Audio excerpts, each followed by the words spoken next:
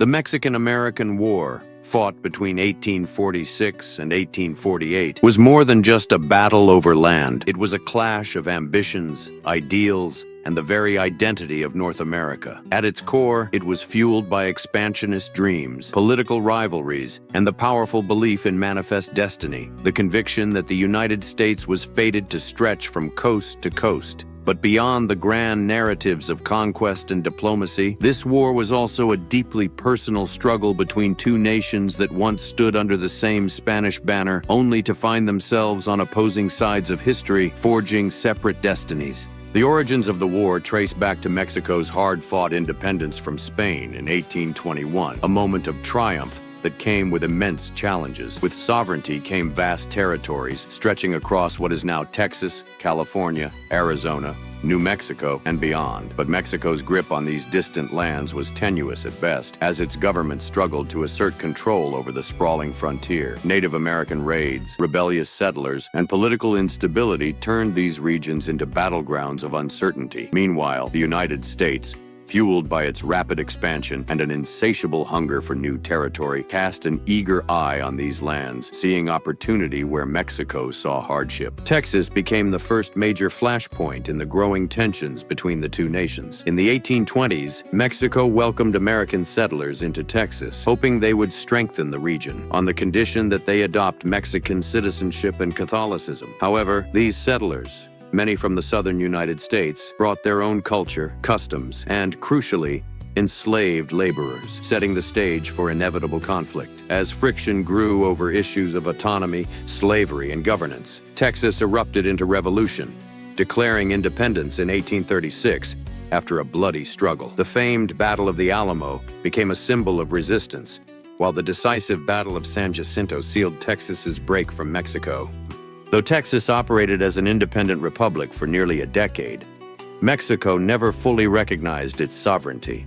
Then, in 1845, the United States annexed Texas, a move that enraged Mexico, which saw it as an outright land grab. Diplomatic negotiations collapsed, and tensions reached a boiling point when President James K. Polk, a staunch believer in manifest destiny, ordered General Zachary Taylor to position U.S. troops in the disputed borderlands between the Rio Grande and the Nueces River. The spark that ignited war came in April 1846, when Mexican forces clashed with an American patrol near the Rio Grande, leaving several U.S. soldiers dead or captured. Seizing the moment, Polk declared that Mexico had shed American blood on American soil, and rallied Congress to approve a war declaration on May 13, 1846. With that, the conflict exploded into full-scale war.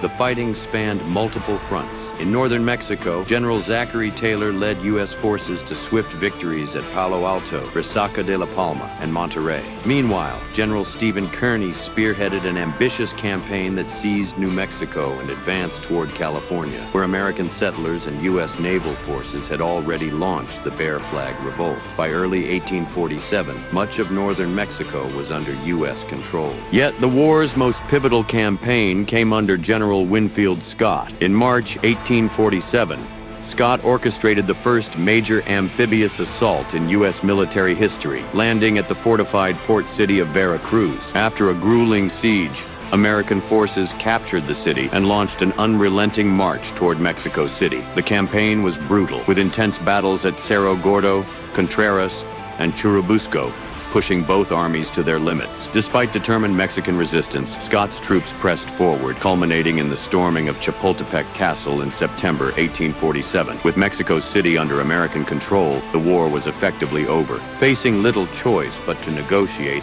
Mexico signed the Treaty of Guadalupe Hidalgo in February 1848. The treaty redrew the map of North America, forcing Mexico to cede nearly half of its territory, including present-day California, Nevada, Utah, Arizona, and parts of several other states. In exchange, the United States paid Mexico $15 million and assumed $3.25 million in debts owed to American citizens. The Rio Grande was established as the new U.S. Mexico border.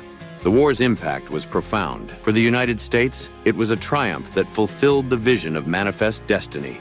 opening vast new lands for expansion. But the territorial gains reignited fierce debates over slavery, deepening the divide that would eventually lead to the Civil War. For Mexico, the war was a national disaster.